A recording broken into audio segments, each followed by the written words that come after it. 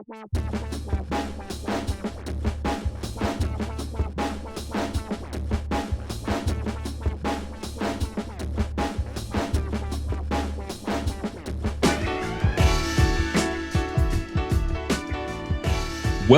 to episode 3 of the SNARLcast about indie wargames and their design, coming to you from Snarling Badger Studios. I'm Adam, and I'm here with Vince. How are you doing, Vince?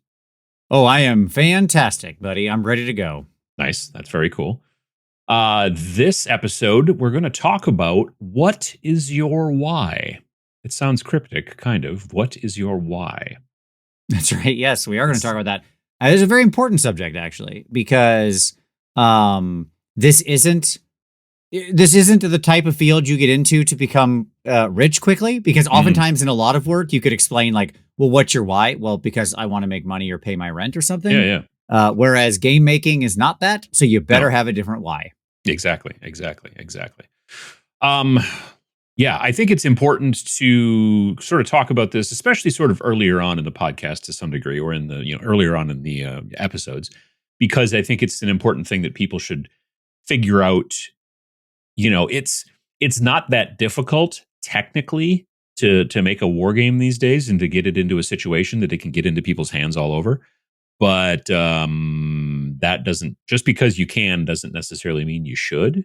Or doesn't necessarily mean you should do it in the way that you maybe are trying to do it, or who is to say? So yeah, that's what we're going to talk about today. But first, how you been?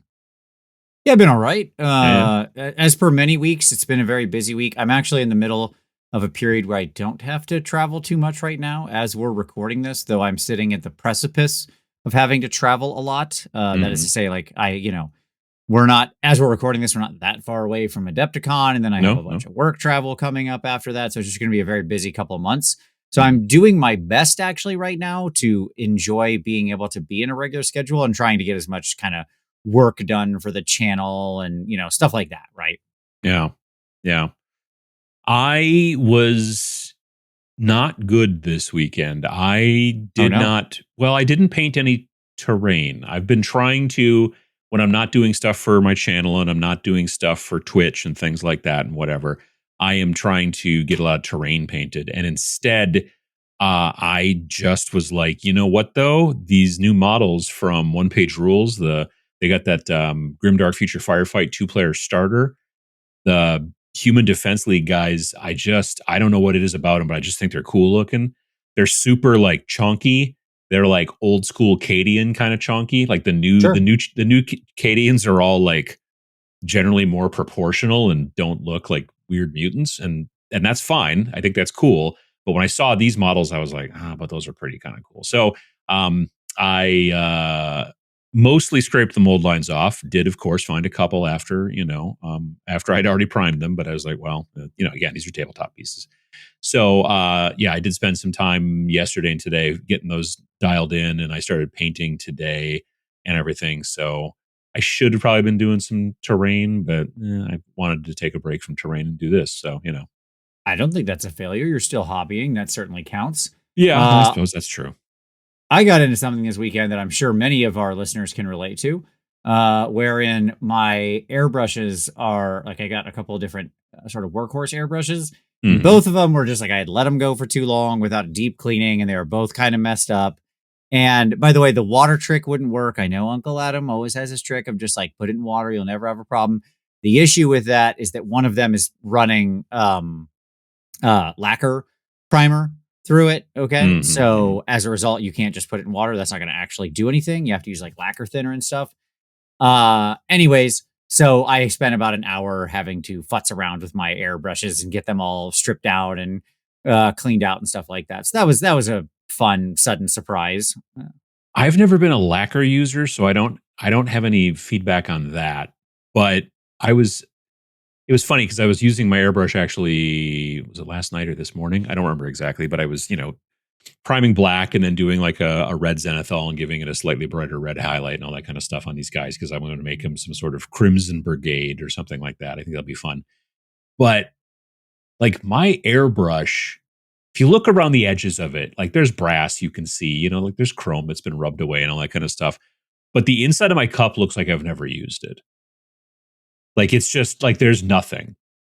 Like there's no paint. Other people's airbrushes, I always see the cups always got paint on the inside and everything, and mine is still bare metal. And I think it's just because I'm always a little fussy about like when I get done airbrushing, I clean it out and put it back into my ultrasonic cleaner and leave it there. And then when I don't know what it is. But I've never You ever see those artists that cover themselves in paint and then like hurl themselves at the canvas? You know what I'm talking about? Or they just like throw cans of paint at the canvas? Yeah. Okay. Mm-hmm. Most of the time, my airbrush looks like those. Looks like that artist or that canvas. Yeah, I don't understand it, but it's it's different strokes for different folks. But I've always the thing that I get from viewers sometimes who talk about airbrushing is they're like, well, there's like so much extra cleaning, and I'm like, I mean, there's maybe 3-4 minutes of extra cleaning, and that's about it. But I think for some folks, they're like literally, as soon as I'm done airbrushing, I'm walking away to do something else, and I'm like, you got to clean your airbrush before you walk away. That's just the way I think about it. But with lacquer, like I said, here's a question: Les Bursley, remember Les Bursley? Sure, of course. Yeah.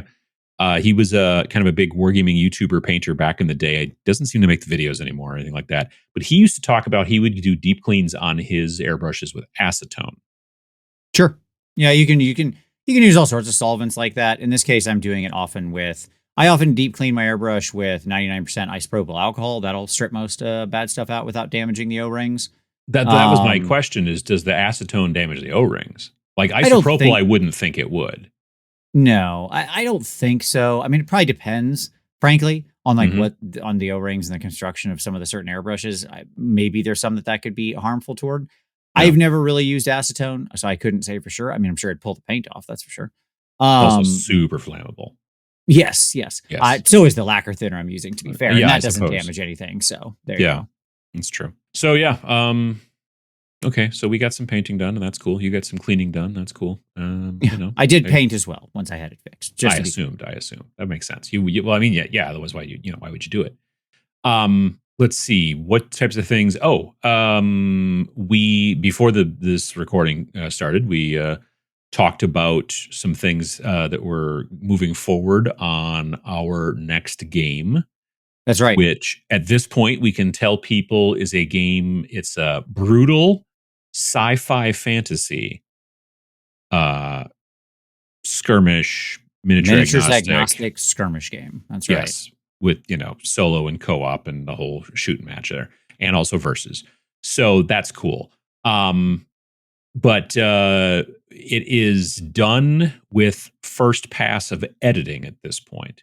That's right. And it's done completely with playtesting and development. Also correct. It's going to be very funny since we release all these episodes like pretty quick, basically, when the podcast launches. So even though for us, it's been like actually many weeks as we've been recording this, we didn't sit down and record these all back to back to back. They'll release closer to back to back to back. The first 4, probably, yes. Yeah. So like people will listen through and you'll jump through time as a listener. Yeah. But yeah, that's right. Came through the first editing pass complete, so that's all cleaned up. I've done my post editing pass, which is something I do every time to make sure that there was answer all questions, make sure something missed, do another read through. It's out of the development phase, so yeah. Now it's moving over to you. It's your time to shine. Indeed, and my wife will go through and do another editing pass. Just so we've got another set of eyes on it. Just because Lord knows the 4th set of eyes could be the one that realizes that word should be spelled this way and not the wrong way, or whatever the deal is. Or there's a the word "the" is twice in a row. Like there's all kinds of weird little things that can sneak through. 3 people, but usually 4 people will do the job. Not always. And the artwork on the inside, the internal artwork is all done. I finished up with the artist. I've got all the pieces. He's been paid, so like we're ready to rock on that. And the cover artwork is nearing completion, I believe. I've got a meeting this week, and we're going to look at it. And layout's going to basically start this week. I've got I've got a video I've got to make, of course, as is my way. And I've also got a couple little things I need to work on that are YouTube related. And but otherwise, I'm going to be working on editing. Not editing, sorry, layout, starting layout. So we're still definitely on track ahead of last year considerably. By far. Yeah. Which is good. Which is awesome. And so that'll be great. Yet that being said, it's still going to come out around roughly the same time because that's kind of the plan. We need to give ourselves more padding. We were pushing it too tight. Well, it reared its ugly head in us not being able to sell it at TMX because we never got the books in time. So there's that. Which reminds me, I should also order some of the other books so we can sell, because I don't think I don't think we have any current books unless you've got some. I have some of like 2 of them in my car. Yes. Okay. Yeah. So we'll figure that out. But either way, fun fact, because of the way that the print on demand process now works here in the year of our Lord 2025, when print on demand first came out, it was a very bad idea to keep a print-on-demand book in your car, especially if it got hot, because the pages were actually more like photocopies. And so therefore the toner of the pages pressed against you would stick to each other if it got too hot. The insides of the books now are actually technically all inkjet. Interesting. Super fast, just like super high. duper. Yeah, I was going to say like industrial inkjet. Yeah. Oh, yeah. Very like really super high end. And if you take a look at like all the black and white images and stuff like that, like in a normal newspaper, when you like take a magnifier and you look at the black and white images in the newspaper, it's a series of dots, halftones, but they're usually in what's known as like a canted grid pattern, usually like a 45-degree angle. That's the way the dots are. And the dots are bigger or smaller, depending on how dark or light things are.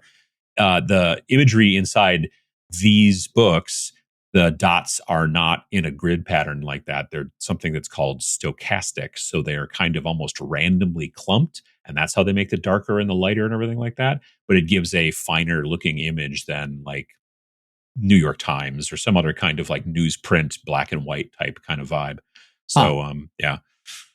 It's very interesting. There are 6 people in our audience right now who are stoked that you are talking about this. I don't know if they are like printing nerds. Maybe 3. And they are like, oh my God, somebody is finally talking about stochastic dots versus whatever the other thing you said was. This is the podcast I've been waiting for.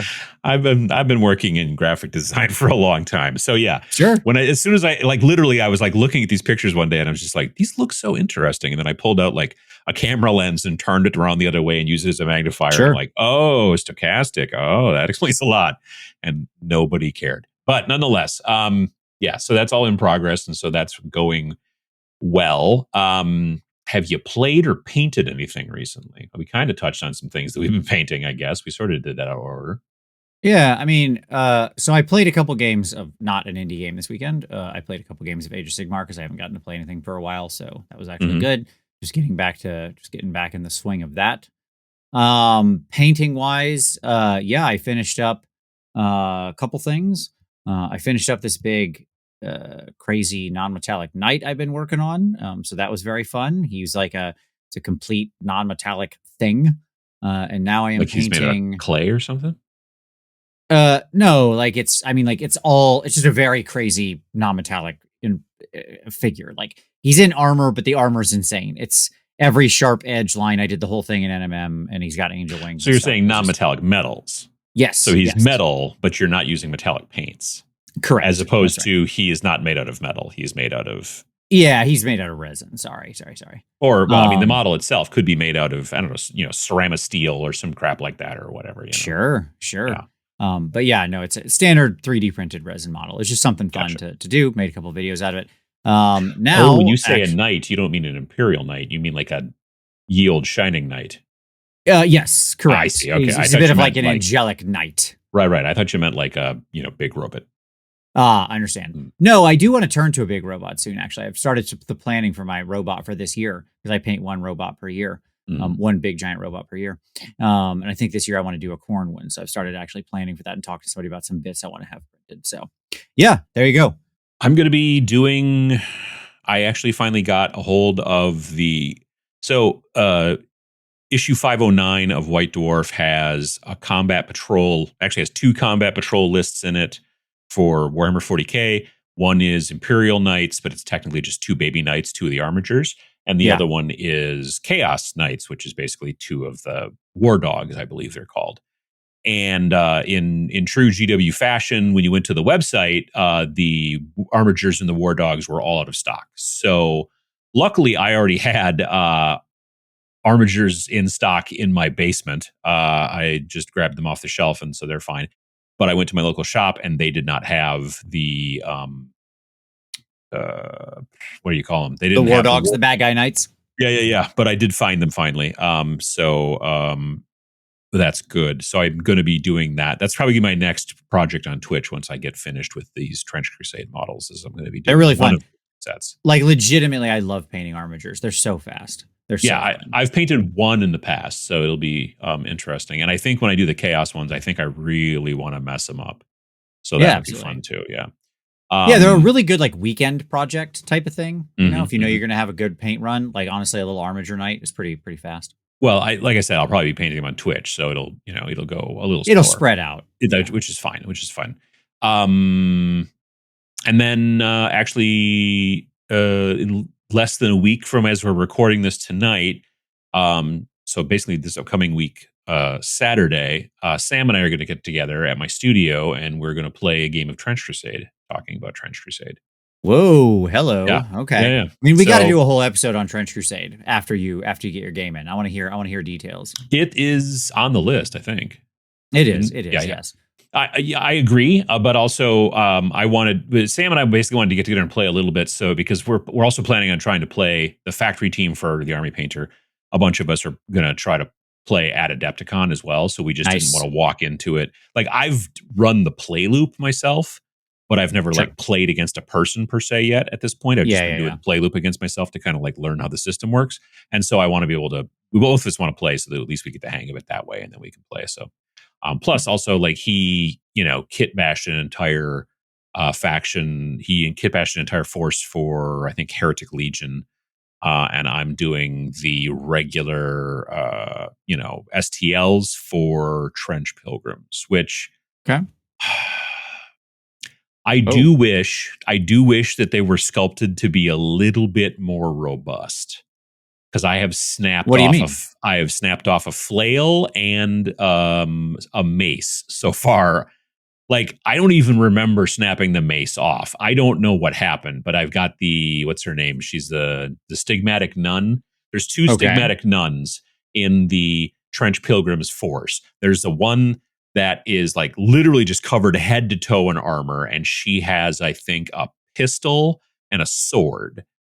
And then there's another one that is in the artwork for the Trench Crusade book, and she is wearing armor, but it's like she forgot the middle part of her armor. Like she has arm coverings and leg coverings, but she has nothing covering her torso, and she just has like a, what do you call it? Like a loincloth. But she, in the artwork, is covered in blood, like from like the eyebrows down to her belly button. She's just covered in blood. So she doesn't have a shirt on, but that's okay because she's covered in blood. Anyway, that model, she's carrying an axe in one hand and a mace in the other hand. And I went to go and like work on her base a little bit last night, and I picked her up and I'm like, where the hell is her mace? And I finally found it amongst crap on my table, and I don't even remember touching it, but it somehow it came off. But it's incredibly fragile resin. It's fragile resin, but it's also just really thin. It's like very, how like GW, you'll be like, oh, I'm carrying a staff, but boy, it's sort of surprisingly thick. You know what I mean? They just decided not to go that direction, and it's So, and then there's a guy, he's called a Castigator, and he has a flail, and I was on stream on Twitch, and I just barely touched it with my thumb and just flicked like the chain part with the. I've been there. Just gone. Well, I mean, I found it, but I'm not going to glue it back on. I think what I'm going to do is I'm going to just replace it and just get like a round ball with like some spikes on it from some other GW kit and just glue it to the end of the handle. And then it'll still be a flail in my mind, because it'll be like a Castlevania thing where he like whips it out and then the chain goes out and the ball hits somebody, then it springs back into the handle, which is not a real thing, but I'm going to make it a real thing and it'll just be easier. But otherwise most of the models are basically done. I have one model that I have not even started yet. I mean, it's based and it's, primed and zenithal, but that's the leader with the war prophet. So She's the last one. I think I'm going to have to proxy something for the War Prophet when Sam and I play this weekend, but it'll easily be done by the time I get to DepthCon. Nice. I actually think this is a really good transition into our main topic. So sure. Let me go ahead and segue us here, if that's okay. Mm-hmm. Absolutely. Because what you just described, right, is frustrating. Let's be real, right? You were working on this model. Mm-hmm. And the resin is kind of finicky or whatever. The sculpt is very thin, it's a little frustrating. I talked about the airbrush challenges earlier, right? Both of us have evinced frustrations of some kind, or challenges, perhaps, if we want to be generous, with the hobby. And that then leads to the why, right? Because I don't know. I think that with every hobby, that's pretty standard. If there's something you're really into, think about somebody who's like really into golf, right? How much time do they spend complaining about golf versus talking about how much they love golf? I think we as wargamers often get caught up in the negative, right? The this is bad, or this is a downside, or this is annoying, because it's humans, we hyperfixate on it. Sure. But this episode, we wanted to flip it around the other way. What's the why, right? Like, why do we, despite the challenges, the problems, the frustrations, not only want to play war games, but actually make these things? Yeah. Right? Mm-hmm. Because believe me, when you're making them, the challenges only expand, right? Your potential area of problems. Oh yeah, for sure. As it's a very different thing to just be a consumer as opposed to a creator. It's a wholly different thing.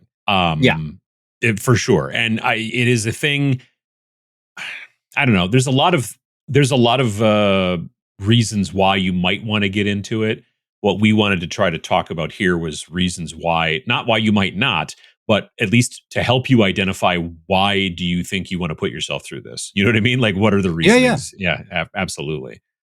Okay, when we write our books, yes, the first thing we always start out with, we've talked about our process before. We'll probably do a whole episode deep diving it at some point, like really getting into the nit tea and the grit tea.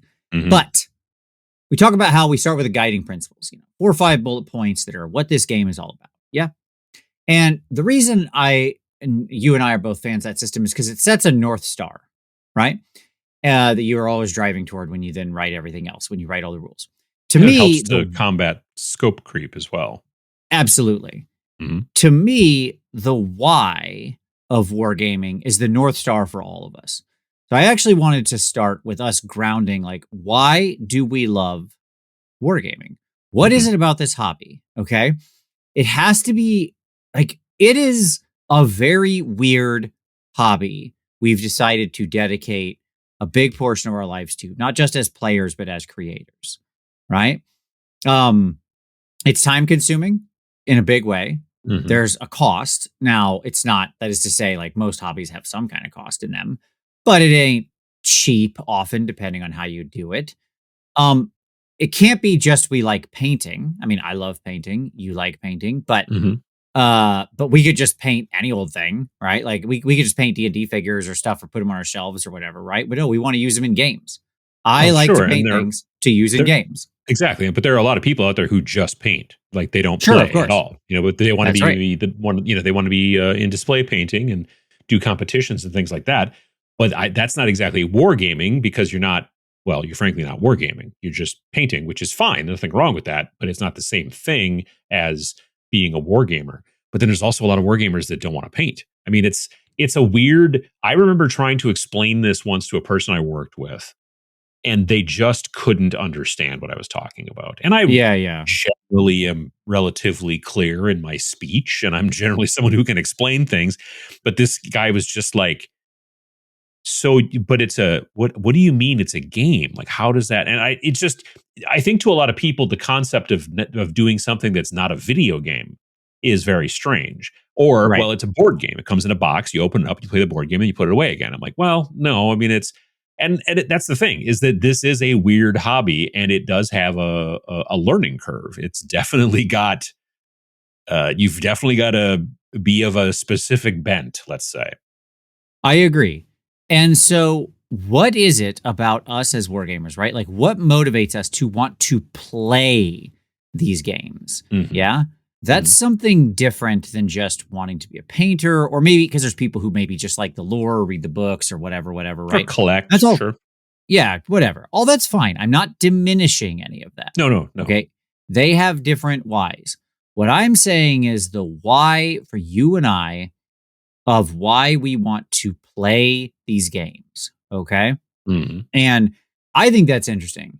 So for me, I love actually playing a war game because every time you play, it's a fun new little puzzle to experience, right? Mm-hmm. This is true, by the by, for both competitive games and cooperative games, right? Or solo games. Like, I don't care. It doesn't matter the am I against another human or another human and I teaming up to fight Right. AI, Mm-hmm. right? Um, it's a little puzzle, right? Like there's some kind of scenario and there's challenges to overcome, and you've got to figure out how to best use your little pieces. And you'll make mistakes and dice won't go your way. And it has a natural element of both like suspense and surprise and all of that, where like every time it ends up being a pretty fresh experience. Honestly, the worst thing a game can do for me, like as an individual game, is just be boring or have like the same experience every time. Yeah. Right. That is like the quickest killer to my interest in a game. I want to experience something different. Right. So for me, I love seeing the like both solving the puzzle and then experiencing what happens as I try to solve it. Right. Oh, I need to go kill that unit, but I also need to go pick up this little objective over here. But also, they've got this scary thing that's going to kill my dudes. And how do I kill that thing without dying? And so on and so forth. Right. You're making all these cool decisions. Yeah, that's always how I've thought about it. I know there's some people who, when they play these games, they like actually see the battle in their head, right? I've never been one of those people. Sure. I'm not picturing my little dudes running around on the battlefield doing the things. I'm very much in my head experiencing it as quote unquote God or whatever, just like trying to solve the puzzle with my little pieces. I think that for me, I'm maybe more along the lines of what you just mentioned. I'm definitely more interested in the immersion of the game and the scene. I like to every time I go to a tournament, and I never go to a tournament to play, just to make that perfectly clear. I'm either there with the army painter, or I'm there just because it's a convention and I'm going to the convention anyway, or whatever the deal. But I never go to like LVO. People will be like, "So, are you playing something this weekend?" I'm like, "Oh God, no." And and not because it's just because I'm not. That's not what I'm looking for in the game. But when I go and I look at those tables, and they just have like these very simple little buildings, and they have like a piece of acrylic that shows this is the building's footprint. And like, oh, and this is an objective. Well, it's just a big neoprene disc that shows the objective area and the area control. And like, the more abstract it gets, absolutely, for me, the less I care. Like, it needs to be more realistic looking. I would love to play on a diorama quality. It's hard to pull off, Yeah, but sure. But that's what I'm looking for. And I want the narrative and the story. And I frankly want the rules to get a little bit out of the way. I'm not interested in solving a really hard puzzle and going, well, if I do this and I'm 6 steps ahead and then checkmate. I'm more interested in, our dudes are going to have a fight, but here's the reason why we're doing it. And this is the cool new buildings that I, put together for it or whatever, and blah, blah, blah. Your paint job's awesome. And my paint job is fun and it's great and whatever. And like, for me, that's another kind of aspect. And that's the thing that I really enjoy about wargaming. The reason that I don't play video games nearly as much as I used to anymore is because I don't know. It's just it seems, I don't want to say it seems like wasted time, but at the end of playing it's a video kind game, of wasted time. Well, you're having a good time with it. You're enjoying Sure. it, so you're getting some. But at the end of 3 hours, you don't literally have anything physical. You know what I mean? That's if you're right. like working on painting. Now, at the end of 3 hours of playing, let's say, a tabletop game, you also don't have anything physical. You didn't make anything. But during theoretically, you've built more friendship or community or stuff like that. For sure, absolutely. There's definitely that aspect as well. But the other problem is that for me, at least now, getting as old as I am, in most situations, a lot of video games are kind of designed for people who want a challenge, and I am not necessarily that guy. The one video game I'm playing these days is called Cyberpunk 2077. It is astounding, but I play it on easy mode because I am not there to to flex my skill. I am there to drive around the amazing city they've built, mess with gang members who are bad and stuff like that, and not necessarily be incredibly challenged by them. Like, I've still croaked, it happens, when you get into a big fight and you're like, oh geez, I didn't realize there were 10 guys there. Oh well. But for the most part, yeah, I'm much more about the vibes. Let's just say that. So that's kind of the same thing as well. Another reason why you play in tournaments and I don't, that kind of thing. It's different aspect of the same hobby. Yes. When I haven't played video games for basically the length of time I've had my channel, honestly, to be. Well, you used to quite serious. A bit, right? Sure. Yeah. Yeah. I mean, I played MMOs, especially. That was my thing since MMOs came out. That's been something that I just loved participating in. And, you talk about like the challenge of being on easy mode in these kind of big games, whereas like what I used to do in, say, Warhammer Online, one of my more favorite sort of MMOs that I ever played, was I had a character that I would go and solo world bosses with, like a boss that was meant to be fought by, perhaps multiple groups of players. Mm-hmm, I would go figure out how to kill it myself, like one person kiting it over time, doing all these little things, being very careful not to snap it beyond its tether so it reset, all of that sort of thing. And it would take me, sometimes like a couple hours to kill the thing because I'm one person doing damage to it slowly. But when I felt it, I'd be like, yes, got it. Right. Like I figured it out. I beat the puzzle. And so, but my point is exactly that. There's different aspects to these games.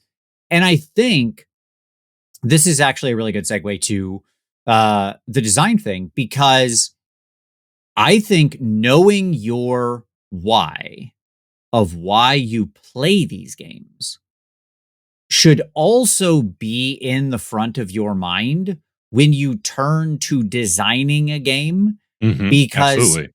You have to answer the why other people are going to want to play your game, or what you're going to want them to experience, or the type of experience you're going to want them to have.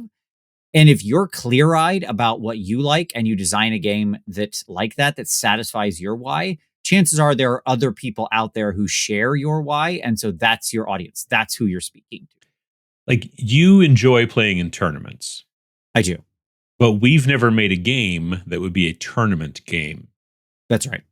And I think personally, I don't enjoy tournaments. So I personally, if it was just a one-man show, which would be terrible if I was just the only person doing this, but if it was the case, I would obviously not make any games that would be tournament style games. Like, that would just not even come to me. I think potentially, and let me back me up and let me know if I'm getting this right. Partially, you're not necessarily interested in making tournament games, not because you don't like to play in tournaments, but I think it's because just literally you wouldn't want to make a game like that. That's exactly right. Yeah, no, that's exactly right. Because like I talked about, for me, it's the experience, it's the puzzle, it's the challenge, it's the surprise, it's those elements, right? And if you look at the games we've built and designed and put out there, I think two of them that fit that mold the best, and two of them that I like, I had a lot of fun writing all of our games, to be honest. But the two that I think I sort of vibed with very strongly was Space Station Zero and Majestic 13. Both of those very strongly represent that deep-seated desire I have, right? In Space Station Zero, you're very much you're exploring the space station. It's in this narrative order. It's tough. It's a roguelike. So you're once your people die, they don't come back. You can't just retreat. And so you have a big, tough puzzle to solve, not just with every scenario, but in how deep into the whole thing you can get. At the same time, Majestic 13 was fascinating because it had this weird orthogonal setup where you've got this one big, powerful monster, and you've got to figure out how to best oppose it with your weaker individual resources and still come out on top, right? That's the experience thing that I'm talking about. Yeah. And so tournaments to me aren't a thing that I'm like a tournament gamer because I want to go win 5-0 and win some award. I like going to tournaments because I like playing 5 fun games of a game and meeting 5 different people who play in different styles and give me new puzzles to unlock. Does that make sense? Oh, yeah. And I think I've definitely met a lot of people at tournaments and things like that who are like, yeah, I'm not here to win. I'm here to play 5 games. You know what I mean? And that is 90% of the room, by the way. Yeah, in many situations, because there's like really like I'm always astounded when somebody is like a friend of mine or somebody's going to a tournament and they're like really disappointed that they lost like the second or third game. And I'm like, you won the first couple. And I'm like, yeah, but then I lost. And I'm like, not everybody is a tournament, like a big time tournament. Like if you're going to like at your local shop and you win at your local shop, that's one thing. When you go to LVO and you're playing 1,000 other people, that's a very, very, very different, much kind of loftier goal to achieve. So in those situations, I think most people would be smart to just be like, look, dog, I'm just going to go play 5 games. It's going to be great. You know what I mean? I'm going to get that, Sure. get that banged out real fast. It'll be fine. Yeah. And that's fine too. But even in that situation, like that level of play is for me, like I've never joined, like, I think Games Workshop does a narrative event as well, or multiple narrative events across They do, as a matter of the fact. country and stuff. But even those, I feel like are probably still a little bit more serious than what I'm interested in playing. I'm also just not great about playing against people that I don't really know. I think that's Yep. also a thing. But like, again, that's what's awesome about wargaming is it can be so many different things to so many different people, and there's so many different ways to play, or to enjoy it. Even if you don't play, that's fine too. But that really makes the jump, right? Of like, okay, so you understand your why of what you're getting at. Yep. And then, as I said, you got to translate that to the why of wargaming. So then the question is, why did we want to make games? Like, what was our why, right? We both played games for a lot of our life. Yeah. We've both been playing war games since the 90s. Mm-hmm. And yet we talked about the whole pandemic story and how that came about, but what made us want to keep doing this, right? And Right. what is the reward here? What is our why for creating these things? Yeah, I think for me, it was that I just like to create things. If it wasn't games, I mean, first of all, I create videos every week. You do as Yep. well. Yep. I create live streams. I do all that kind of stuff. If I wasn't creating the games with you, I might be trying to get better at, I don't know, sculpting terrain in like STL format or something like that, so I could create those things. I might try to create a blog. Like there'd be something else where I'd be trying to create. If I didn't do the YouTube channel either, I would still want to do something. Like I'm contemplating again. 2 summers ago, I did a photography exhibition. It was at a local coffee shop. It wasn't a big deal, but it was still nice to have the stuff up on the wall for like a month and have like a get together, like an opening, a gallery opening night, and have people come and visit. And it was really fun. And I'm thinking about maybe doing that again this year. I've been shooting other stuff and everything like that. But so I'm a creator. I like to create. If it wasn't YouTube and the games, I'd be doing something else. Photography, obviously, that kind of thing, whatever. So for me, being able to take a thing I enjoy and turn it into a creative outlet, I've already been doing it with YouTube. Why not also try to just make the games that I'm talking about? The benefits that you and I have talked about are that, we both have many bases covered in the company. If it was just you, you'd be like, well, I can create this stuff, but then it's the layout and the art and that stuff's all really hard. And I'm like, I'm not necessarily as good at obviously the design, the game design, but I'm good at the visual design and that kind of stuff. And so we complement each other well. And that's kind of the thing is in my opinion, the reason I wanted to do it is because I just enjoy creating. And so this is something that we can do. I agree with that. So certainly I also have a strong drive to create for 100 various reasons, right? I mean, I wrote, RPGs before this, and I've written just lots of things my entire life. I've always been a writer and a creator and stuff like that. I assume part of that has to do with ego. Like you have to believe that whatever you're doing is worth other people looking at, right? So I guess I've been blessed with an abundance of that particular belief. But deeper than that, I also, in the same way as I like playing the game because of solving the puzzle, I like writing the game and solving the puzzle. So what's the unique mechanic? What's going to be cool? What are people going to enjoy? What are people going to have fun with and want to come back to? How do I balance this thing? I especially love making a game that other people tell me you can't make a game like that. Okay. Sure. Yeah. Like doing a roguelike tabletop experience like we did with Space Station Zero. If I had explained that concept to people, I think a lot of people would have been like, you can't make a game like that. No one's going to like that. Yeah. Yet it's probably our best selling game, I imagine, overall. I haven't looked It's recently, very but near, very near. Yeah. Yeah. People would be like, well, you can't do a horribly unbalanced game where you have 5 little guys fight one big monster, or sometimes maybe 2, and have it be balanced. Asymmetrical, yes. Exactly, yes. Horribly unbalanced is not necessarily a selling point, but asymmetrical, well, that sounds more there possible. You go. Thank you. Yeah, yes. Yeah. But in fact, that's my point. It is balanced, right? That's what everybody would say. Well, it's going to be imbalanced, right? And yet it came out fine. And so on and on and on and on and on, right? I like solving those challenges. Well, I like the challenge that you solved in Rain and Hell as far as the initiative. Yep. You know, like where you roll the dice and all that kind of stuff, and how, like, you know, you have a 12-sider for each demon that you still have left in your cabal. So at the beginning of the next turn, you roll, your opponent does the same, and then you order them from 12 to 1, and then that's how you know, well, he's got a 12, so he's going to activate a guy, and then I've got 2 11s, so I'll activate 2 guys, and the blah, blah. And when I explained that in 2022, I went to Boston for the PAX East convention, and I got a chance to run the game for, so PAX is the Penny Arcade Expo. Penny Arcade's this very, very long-running there's no way someone is listening to this who does not know what Penny Arcade is. They might not. Webcomic. Anyway, it's a webcomic about predominantly video gaming, but they've been getting more and more into tabletop gaming. So the 2 characters that are in the webcomic are Gabe and Tycho, and they are basically Mike and Jerry. Mike is the artist and Jerry's the writer.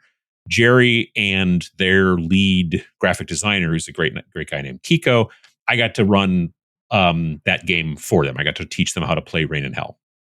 I brought the terrain and the models and the whole shoot and match.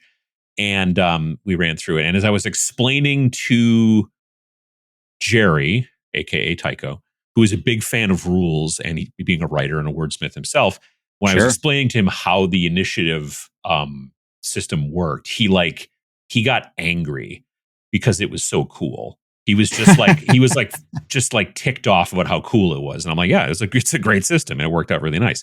And so that's the type of challenge I think that you enjoy. And I think that for me, I also don't want to be in a situation where, and no shade against people who do this, but I don't particularly want to be in a situation where we made one rule set and then just keep reskinning it. You know what I mean? 100%. And that is another thing. One of the reasons that I like making these games that we make is because it gives us a chance to create something new. Like there is fun in exploring something novel and new and different and creating new mechanics with Soak every time. But it's also something that you don't see out there in the world, right? Yeah. Like we have continued to explore, and I think, you know, based on our plans for the next couple of years, which we're not going to discuss in detail, but trust me, we've got some cool stuff. I think people are going to be excited. We're going to continue to explore things that I just don't see out there in the world for people playing for the games that are available. And I'm sure this is motivating for a lot of other game designers too, right? Like you have an idea, you look out in the world, or you want to experience something, you look out in the world, you don't see that particular thing being available anywhere as a game. Exactly. So you decide to make it yourself. I have found going through stock video websites, looking for video stuff for my weekly YouTube, videos. There have been times where I'm like, I just need to find a cool video that shows some footage of a resin 3D printer doing its resin 3D printing thing. And you would be astounded at how there's just no videos out in these stock video places for that. And I'm like, I should really start shooting these videos. Like, it's just like a lot of times where you could look at it and go, no matter which one of these sites I go to, I can't find the thing I'm looking for. I should possibly be shooting it. And it's the same type of thing with wargaming. If you're like, yeah, I'm not interested in this and I'm not interested in that, and I'm like, man, this is kind of cool, but I don't like this part of it, and you have this idea, that's where a lot of people, I think, really start. I think that obviously most people who've decided, hey, I'm going to make me a war game are war gamers. And they've decided that is the thing that they like. And that you get to a point with almost everything that you like that eventually you try to make it. Yeah. I know a ton of people who are really big music fans who then also get into making music or something like that. And so, or there's all kinds of things. And you're going to get into a situation where you're like, okay, nobody makes a game in which this happens. And I think maybe that's a thing I could do. And I think that's one of those things that it's another type of why. It's another, why would I do this? Well, because, and the question is, I guess, is it because it's the game that I want to be able to play, or is it because I'm looking at it as an unserved market niche? You know what I mean? Yeah, don't be the latter. Be the former. Yeah, exactly. Right? Exactly. You will make a bad game just trying to serve a market niche. You will make a good game if it's something you're really interested in and it's not out there. Mm-hmm. Yes, 100%. I want to hit real quick because what we just mentioned, and I think this is like on the border of this. Mm-hmm. I want to hit a why you should not use. You ready? Yeah. Okay. This has been true. This is something very much aligned with my background. Are you familiar with the term fantasy heartbreaker? I didn't know what a heartbreaker was until relatively recently, but yes, to some degree, yes. Originally, it was put out in an article in the 90s about these sort of 7 games that were all D&D, but. So it was written by people who all liked D&D, yeah? Mm-hmm. But they didn't like this one thing. Right. Okay? And so they all wrote a whole new game that was just Dungeons and Dragons, but magic is slightly different, or the way you have weapons is slightly different, or whatever. Okay. Mm-hmm. And those became heartbreakers. None of them were really successful because nobody's going to care enough to switch games for just that one thing that was bugging you. This is what leads me.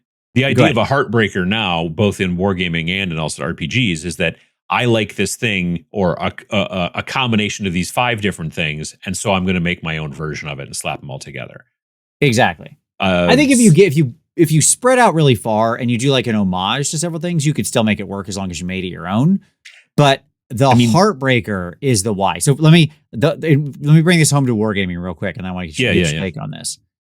I think the worst motivation you could have to make a game would be, I like Warhammer, but okay. And so you make Warhammer, but it has different guns, or it has a slightly different shooting mechanic, or whatever. You see what I'm saying?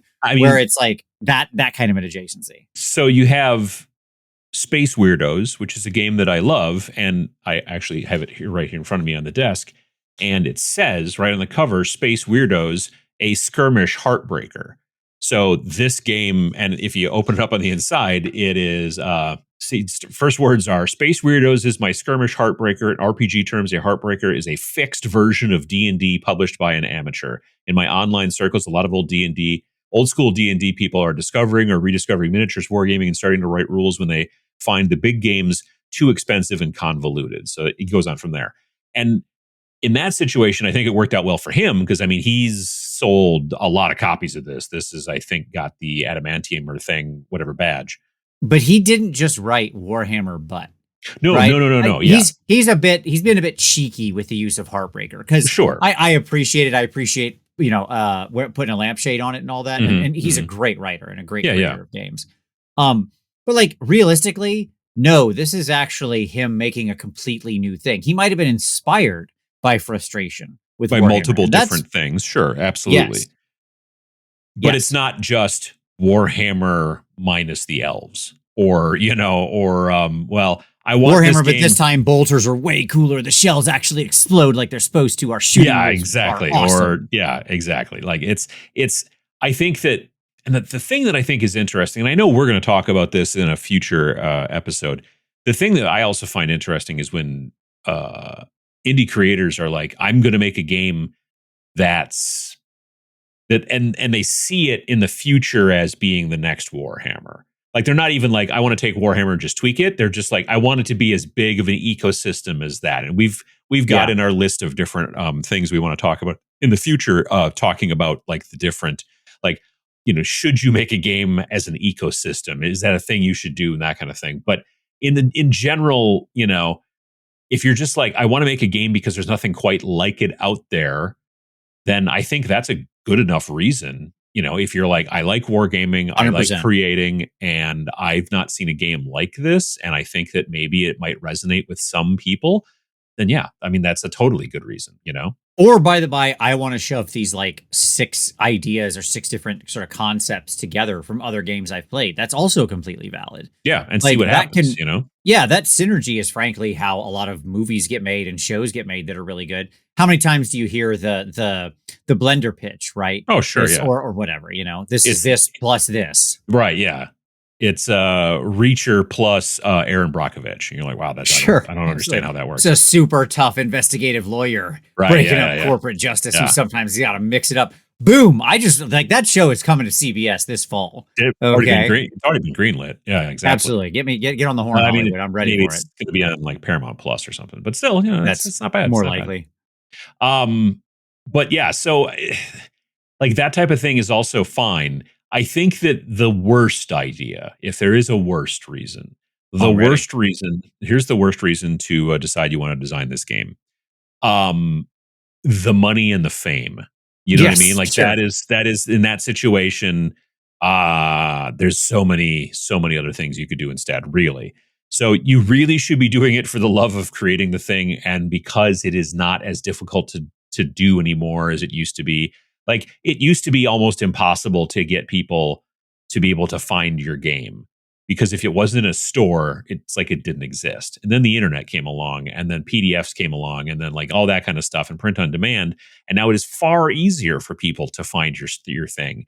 And when you make a weird thing that's very niche and specific, you still might end up with, hundreds, if maybe not even a couple of thousand people who might think it's cool. It's a possibility. You know what I mean? Yep. And that's great. But again, if you're doing it because you want to be rich and famous, that's you've picked the wrong horse as far as that's concerned.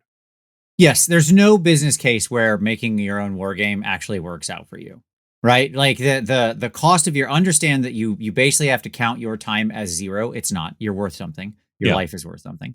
Your time is worth something.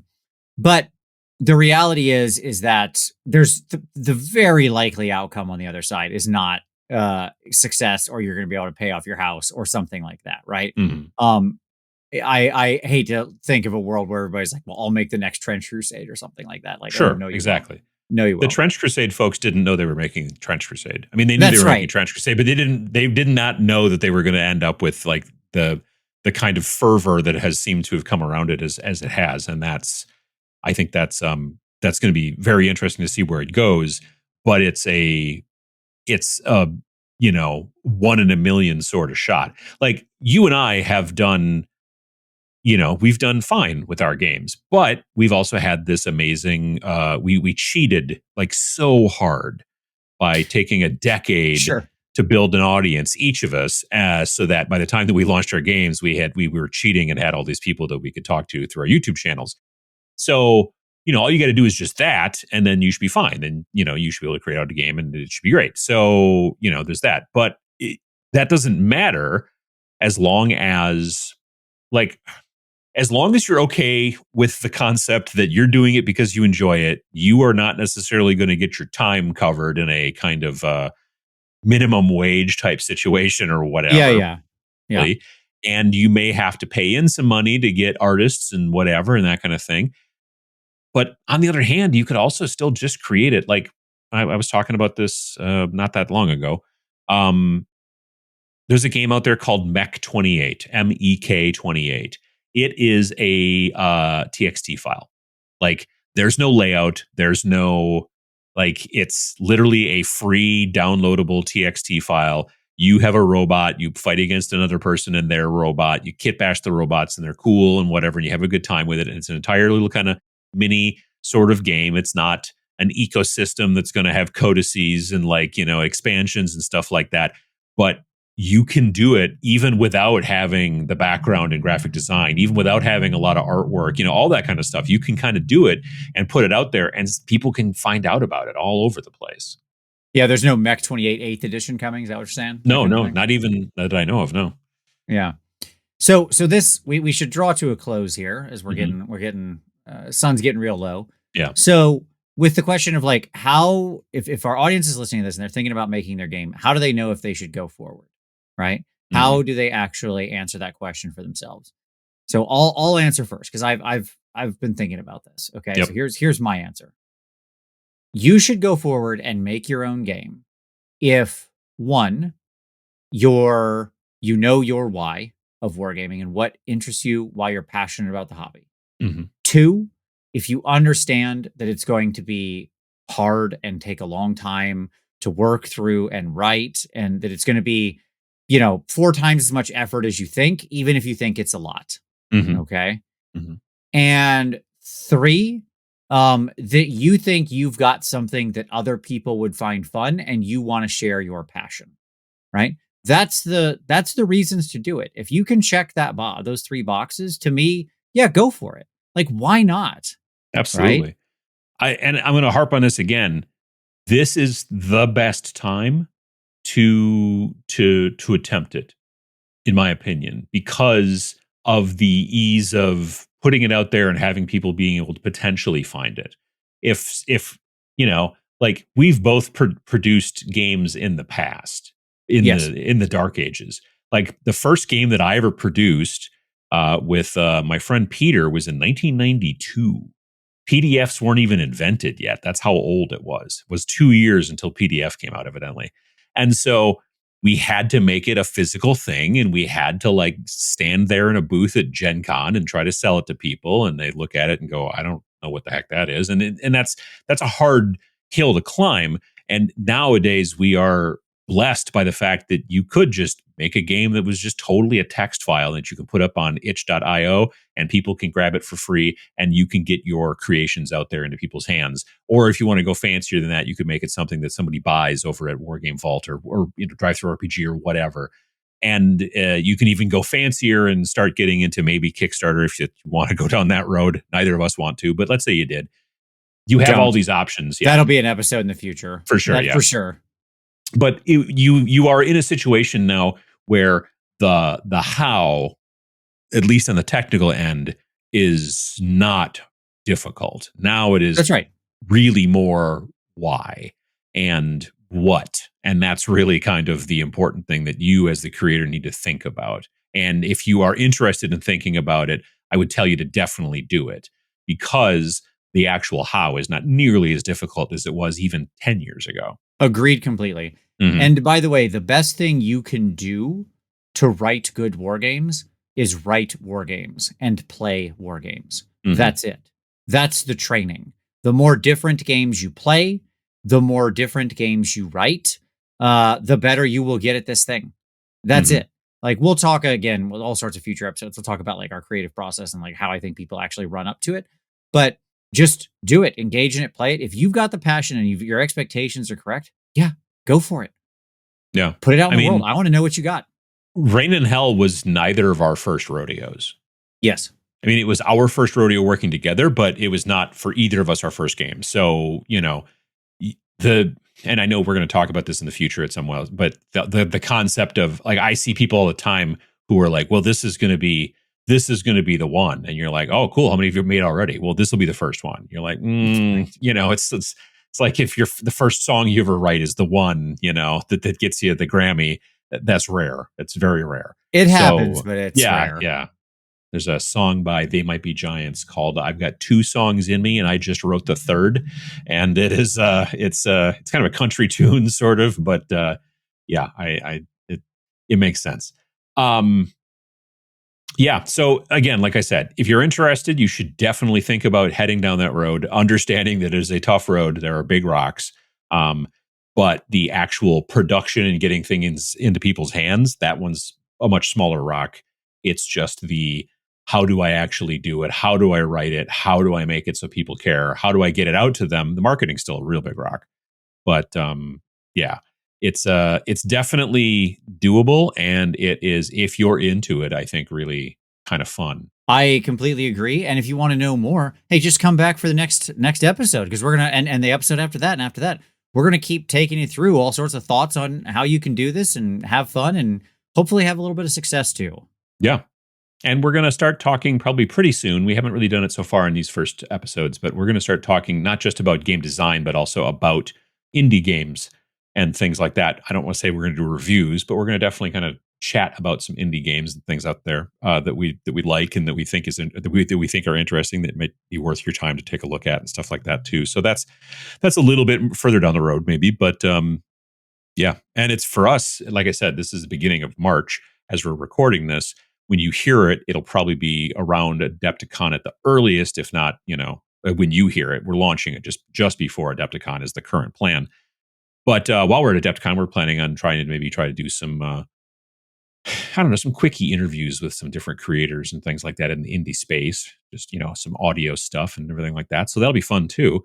And then that'll come out, after we launch. Once we launch, we'll then be, from the time that we record to the time that it gets out into a situation where you can listen to it, it'll be a little bit less of a lag. A little more natural.